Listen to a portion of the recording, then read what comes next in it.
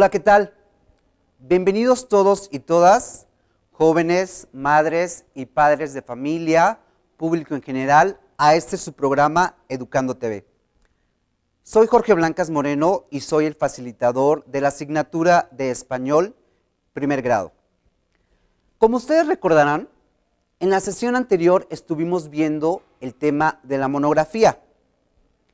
Vimos el significado o concepto de la monografía, el cual es un texto o documento de carácter de tipo expositivo, o sea, que se expone un tema, o puede ser de carácter informativo, esto es, que se informa acerca de un tema. También vimos algunas características. Voy a mencionar una de ellas es que la información que se integra a esta monografía es de tipo de investigación documental. ¿Qué significa esto? Que hay un proceso donde uno investigó en diferentes fuentes de consulta la información para posteriormente integrarla a la monografía. También vimos su función, también vimos algunos elementos que configuran o que integran a la monografía. Les dejé una tarea. La tarea era que ustedes eligieran un tema, porque si ustedes recuerdan, el proyecto final al final de estas 3 sesiones es que ustedes elaboren su propia monografía. Entonces, espero que ya tengan un tema para que en estas sesiones lo vayamos desarrollando y ustedes lo trabajen. Pues bien, en esta sesión seguimos con el tema de la monografía, pero hoy vamos a ahondar en los elementos, algunos elementos que conforman o que configuran una monografía. También vamos a ver cómo se ordena la información que uno va recuperando de las diferentes fuentes de consulta o de información y cómo se organiza y posteriormente cómo ustedes la van a integrar a la monografía. Entonces, esas son las 2 grandes partes que vamos a ver hoy en esta sesión. Así que vamos a iniciar. ¿Qué recuerdan entonces ustedes de la clase anterior? ¿Recuerdan cuáles son los elementos que integran una monografía? Eso es una introducción, el desarrollo, muy bien, las conclusiones, exacto, y también la bibliografía. Muy bien. Digamos que esas son las 4 que mencioné, pero también puede haber imágenes, las imágenes que sirven para ilustrar o para acompañar el texto o para hacer comparaciones. También nos faltó ahondar en el índice es importante. También cómo unos temas pueden irse dividiendo en subtemas o en subcapítulos, pero eso lo vamos a ver viendo en esta sesión. ¿Recuerdan ustedes que también hicimos algunas fichas bibliográficas o de resumen? Y que esta información se va integrando a la monografía. Pues bien, vamos a pasar entonces a empezar a analizar y a partir de este análisis vamos a empezar a identificar los elementos. Bien, pues para eso les traje esta tabla. El tema, como ustedes pueden ver aquí, es trastornos de la alimentación, o sea, es un tema de salud. La autora es Bea Latebun. Ahí vamos identificando entonces cuál es el tema, cuál es el título, quién es el autor o la autora. Bien, el siguiente párrafo, que es es la introducción. ¿Pero por qué es una introducción? Bueno, porque aunque sea redundante, la autora nos introduce al tema de los trastornos de la alimentación. Y por ejemplo, aquí ella nos dice que los trastornos alimenticios se han convertido en una expresión sintomática de la época. También nos dice por qué surgen estos trastornos alimenticios. También nos dice que hay una variedad de trastornos alimenticios. Nos dice cuál es su origen y para finalizar su introducción nos sugiere por qué es importante que nosotros estemos pendientes de estos trastornos alimenticios. Esta es la introducción de la autora. Si se dieron cuenta, hay 5 ideas que ella desarrolló en esta introducción. Entonces, ya analizamos e identificamos que en una monografía va la introducción, que es esta. El siguiente elemento que conforma una monografía es el desarrollo. Este puede ser por capítulos, apartados, y dependiendo de la extensión del texto o de la monografía, los capítulos pueden ser divididos en subcapítulos. Entonces, por ejemplo, en el primer apartado es ¿qué es un trastorno alimenticio? Ahí la autora nos está empezando a explicar qué es un trastorno alimenticio, qué se entiende desde el punto de vista de médico y de la salud, qué se entiende como un trastorno alimenticio. Y ella nos dice entonces que los trastornos alimenticios pueden estar, pueden venir o derivar de trastornos psicológicos. También nos dice que estos trastornos pueden venir acompañados de diferentes anomalías. Voy a leer un párrafo. Se entiende que el síntoma externo podría ser una alteración de la conducta alimenticia, dietas prolongadas, pérdida de peso, ingesta excesiva en poco tiempo, pero el origen de estos trastornos tendría que explicarse a partir de una alteración psicológica. Eso es lo que nos está planteando la autora, es lo que está explicando. O también como una insatisfacción personal, como el miedo a madurar, a elevados índices de autoexigencia. En fin, ella en este pedazo, nos está explicando, entonces, qué es un trastorno, cuáles son los orígenes, y ella entonces empieza a desarrollar el tema en este apartado. La autora después desarrolla otro apartado, el cual es tipos de trastorno alimenticio. Y aquí ya entonces nos damos cuenta cómo la autora ya está de lleno metida en el tema de los trastornos alimenticios. Y ya nos va a empezar a explicar cuáles son. Entonces, de acuerdo a la autora, los trastornos alimenticios son anorexia nerviosa y bulimia nerviosa y obesidad. Puede haber otros, pero esta autora está enfocada en estos 3 que estoy mencionando. Entonces, en este apartado, ella nos dice que la anorexia nerviosa es un trastorno alimenticio común entre mujeres adolescentes.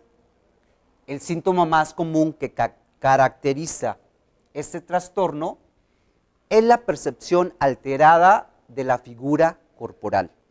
Y continúa la autora diciendo que la consecuencia directa de esta distorsión es la suspensión de la ingesta de alimento, alterando los límites de peso en relación a la estatura y generando un deterioro grave de las condiciones físicas y psicológicas. Bien, como ustedes se dan cuenta, entonces la autora aquí ya empieza a mencionar los tipos de trastorno y además nos explica en un párrafo pequeño qué es la anorexia nerviosa. En el siguiente párrafo, ella también nos vuelve a explicar qué es la bulimia nerviosa. La bulimia nerviosa, según la autora, se caracteriza por episodios frecuentes de voracidad seguidos por conductas compensatorias dañinas. Recuerden que estamos hablando de trastornos alimenticios, ese es el tema. Y seguidos por conductas compensatorias dañinas como el vómito provocado, el abuso de fármacos, de laxantes, de diuréticos, de ayuno, de mucho ejercicio o de cualquier medicamento que pueda provocar un efecto similar, como en la anorexia nerviosa, que es la anterior que la autora acaba de decir. En la bulimia también existe una alteración de la percepción. Bien, entonces, a partir de este análisis de este texto nos estamos dando cuenta cómo la autora está desarrollando el tema. Y continúa. Para eso traje otra tabla.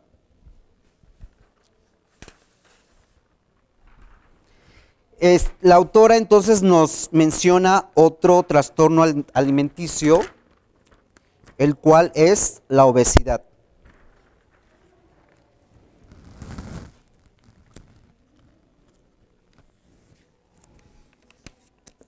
Aquí estamos viendo entonces el siguiente apartado o subtema. Entonces, el siguiente apartado o subtema es obesidad, que sigue siendo parte fundamental del desarrollo del tema que la autora eligió. Entonces, ella nos dice que la obesidad es un trastorno alimentario o alimenticio que se caracteriza por descontroles alimentarios recurrentes, dando por resultado un aumento significativo de peso. En la obesidad encontramos que también hay distorsión de la imagen corporal, debido a que no logra uno ser consciente de su sobrepeso y de las dimensiones de su cuerpo, viéndolo más pequeño. Entonces, como se dan cuenta, en este párrafo, otra vez la autora sigue desarrollando el tema. Eso es digamos, la parte fundamental de la monografía. Y bueno, para finalizar, vamos a ver que la autora termina con unas conclusiones. La conclusión es tratamientos para los trastornos de la alimentación. Y aquí podemos ver que esta es su conclusión. Bueno, pues según la autora, es importante comprender que los trastornos de la alimentación son una enfermedad. Es común y se espera que el enfermo no intente modificar la situación. No es una falta de voluntad, sino un síntoma de la enfermedad. La familia en estos casos debe ser la encargada de la consulta especializada. Esa es una de sus conclusiones. Otra de sus conclusiones es: los trastornos alimentarios o alimenticios pueden ser exitosamente tratados para restaurar un peso saludable. Pero es importante el diagnóstico temprano. Estos trastornos, debido a su complejidad, demandan tratamientos largos y adecuados a cada situación. Y siempre deberán estar presentes el trabajo interdisciplinario de los profesionales médicos para el cuidado y revisión del paciente, de una intervención psicosocial, de una asesoría nutricional y un control de medicamentos. Pues bien, ¿qué vimos en esta conclusión? Vimos que ella sintetizó el desarrollo del tema. Entonces, ¿qué pasó en estas dos láminas? Bueno, entonces vimos la introducción, donde ella nos introdujo el tema, nos dijo por qué está interesada, qué significa los trastornos alimenticios. En el desarrollo ya nos empezó a explicar cuáles son los trastornos alimenticios, nos dio los conceptos, nos dio las características, y después de este desarrollo pasó a darnos sus conclusiones, y sus conclusiones fueron que tiene uno que ir al diagnóstico temprano, estar acompañado de doctores, consultar a la familia. Bueno, pues lo importante de esto es que ustedes identifiquen entonces la introducción, el desarrollo, las conclusiones, pero nos falta un tema que es importante. que ustedes identifiquen, que es la bibliografía. En esta bibliografía se supone que ustedes ya leyeron varios libros, revistas, periódicos y recuperaron la información y la registraron. O sea, recuerdan que vimos las fichas bibliográficas y las fichas de resumen.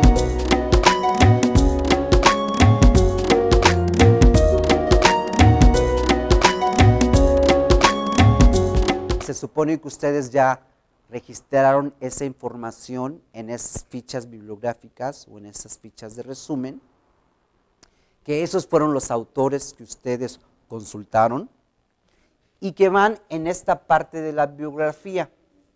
Ahora, quiero hacer un énfasis en esta bibliografía, en cómo se registra la bibliografía, porque he visto que muchos de ustedes no saben cómo se registra los datos en una bibliografía. Entonces, por ejemplo, aquí vamos a empezar. Dice clínica, sí. Ese es el sitio web de donde se tomó la información. Después va un punto. Después del punto va el nombre de la autora, que es Bea Latebún. Después de eso va un punto y después van dos comillas y va el título del texto. En este caso es trastornos alimenticios, se cierra con dos comillas y se pone un punto. Y después de ahí se pone otra vez el nombre de la autora. Enseguida va una coma y después de la coma va la dirección electrónica donde uno consultó la información. En este caso ustedes pueden verla, es http://clinicacapsi.condesa.com alimentación. Y después de eso se abre un paréntesis y se pone fecha de consulta, dos puntos, y la fecha que se consultó, que en este caso fue 4 de diciembre de 2016, se cierra el paréntesis y se pone un punto. Esta forma en que está registrada estos datos es muy importante. Les voy a decir por qué. Porque existen, por ejemplo, esta manera que lo registré es de acuerdo al manual de estilo de Chicago. Y de esta manera que se está registrando no es la misma manera que se registra un libro. Si yo estuviera poniendo un libro aquí sería de otra manera. Si yo estuviera poniendo aquí a una revista, a un periódico, todos estos elementos van de otra manera. Esta es la manera que según el manual del estilo de Chicago se debe registrar la información de un sitio web. Muy bien, pues entonces analizamos e identificamos ya las partes que conforman una monografía. Ahora bien, supongamos que ustedes ya eligieron un tema en casita y que entonces van a empezar a investigar y a buscar, a ver libros, revistas, periódicos, para posteriormente integrarla a su monografía. Entonces, les traje yo unos ejemplos de cómo ustedes pueden ir organizando la información que van a ir recuperando. Para eso les traje unas tablas.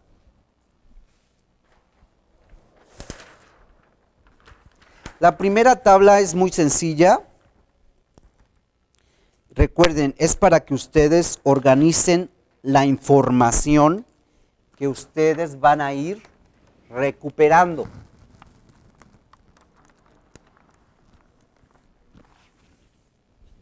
Ahí está. Entonces, digamos que ustedes eligieron, ¿qué tema les gusta?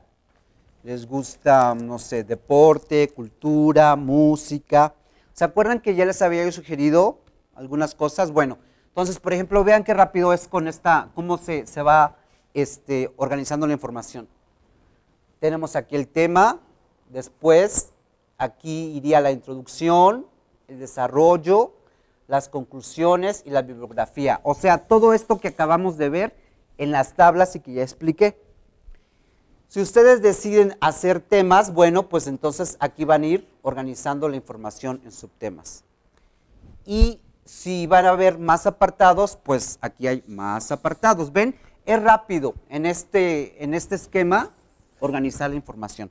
Ahora, traje otra tabla para que si ustedes deciden organizar la información de una manera más compleja, porque alguien de ustedes allá en casita quiere ser investigador, pues entonces la vamos a organizar de esta manera. Si se dan cuenta, es el mismo tema que hemos estado viendo, que es trastornos alimenticios, o trastornos de la alimentación, o trastornos alimentarios. Y entonces así quedaría nuestra tabla. Título, trastornos de la alimentación, enseguida va el tema, que es trastornos de la alimentación. Los subtítulos, aquí van trastornos de la alimentación, tipos, anorexia, bulimia, obesidad, que son los que acabamos de ver y que acabo de explicar.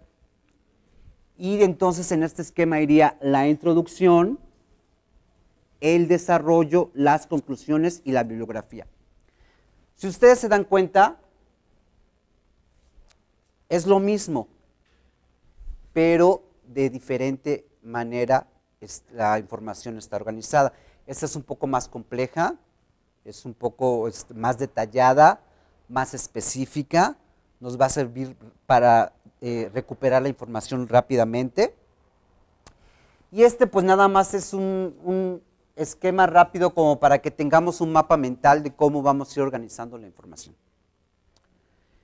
Bien, pues recuerden que en la próxima sesión vamos a seguir viendo el tema de la monografía y recuerden que al final de estas 3 sesiones la tarea, el proyecto final es que ustedes elaboren su propia monografía. Y con todos estos elementos que hemos visto ya desde su significado, sus características, su función, ahora que ya vimos detalladamente los elementos que la conforman, que la configuran, ahora que ya analizamos la introducción, el desarrollo, los subcapítulos, las conclusiones, cómo se registra las diferentes fuentes de consulta en una bibliografía, pues a mí me parece que ustedes ya están más que listos para empezar a buscar ya sus fuentes de consulta, empezar a hacer sus fichas bibliográficas y después de eso, entonces empiecen a organizar su información para que en el próximo